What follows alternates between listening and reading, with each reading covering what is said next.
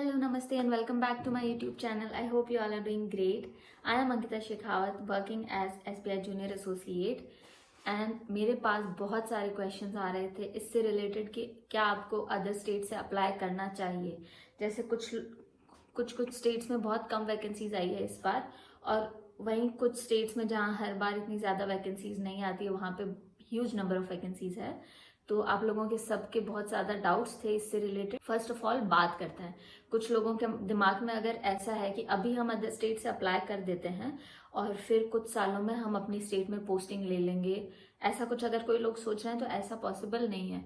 अगर आपने वो नोटिफिकेशन पढ़ा होगा तो उसमें बोल्ड लेटर्स में लिखा है, मैं यहाँ पे उसका स्क्रीनशॉट ऐड कर दूंगी, कि अगर आप जिस स्टेट से आप अप्लाई करते हो वहां से आपका इंटर स्टेट या इंटर सर्कल ट्रांसफर पॉसिबल नहीं है।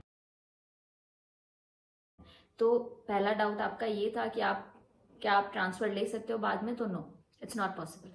सेकेंडली, कुछ लोग बोल रहे हैं कि अगर अदर स्टेट से अप्लाई करेंगे तो क्या हमारा ओबीसी कैटेगरी का जो सर्टिफिकेट है वो ओबीसी रहेगा या हमें जनरल से अप्लाई करना पड़ेगा।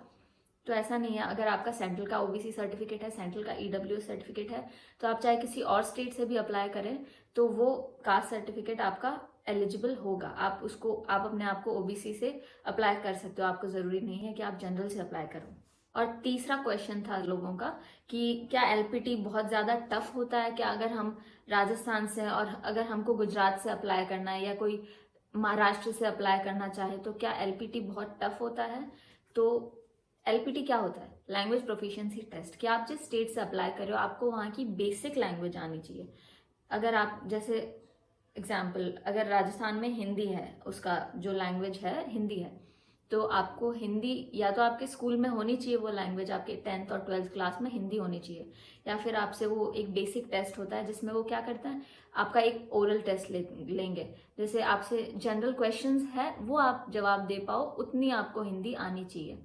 जैसे हाउ आर यू का आपको, आप कैसे हो, इतना हिंदी, बेसिक हिंदी। वही बाकी सब लैंग्वेज में भी अगर आप महाराष्ट्र से अप्लाई करोगे तो आपको ये कुछ सेंटेंसेस हिंदी में बोलने आने चाहिए। आपको थोड़ी बहुत, अगर महाराष्ट्र जैसे अप्लाई कर रहे हो तो आपको मराठी आनी चाहिए, थोड़ी बहुत बोलनी, बेसिक जो सेंटेंस होते हैं कि अगर कस्टमर आएगा तो आपको उसको कैसे ग्रीट करोगे। और बेसिक इसका ये मोटिव होता है कि आप एज अ जूनियर एसोसिएट जा रहे हो तो आपका कस्टमर से 1-to-1 इंटरेक्शन होगा। तो अगर जो कस्टमर आप राजस्थान से और आप महाराष्ट्र से अप्लाई कर रहे हो और वो मराठी में आपसे आके कोई बात करेगा तो आपको तो उसकी प्रॉब्लम ही नहीं समझ आएगी। जब तक आप उस लैंग्वेज को नहीं समझोगे, आप उस कस्टमर की प्रॉब्लम समझोगे नहीं, तब तक आप उसकी प्रॉब्लम सॉल्व कैसे कर पाओगे। यही है इसका लॉजिक मेन।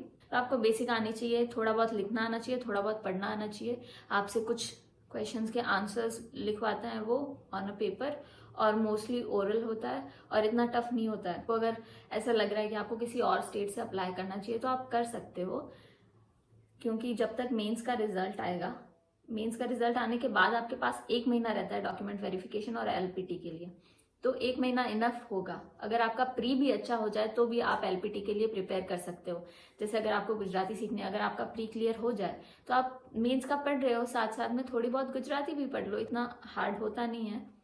तो इफ इट्स योर चॉइस। बस आज का वीडियो यही था, शॉर्ट एंड स्वीट। आप लोगों के थोड़े थोड़े डाउट्स थे और form filling date, last date भी क्लोज आ रही है, तो मैंने सोचा जल्दी से आपको ये वीडियो बना के इन्फॉर्म कर दूं ताकि कुछ लोगों की हेल्प हो जाए फॉर्म भरने से पहले। Thank you so much for watching. I hope this video helps.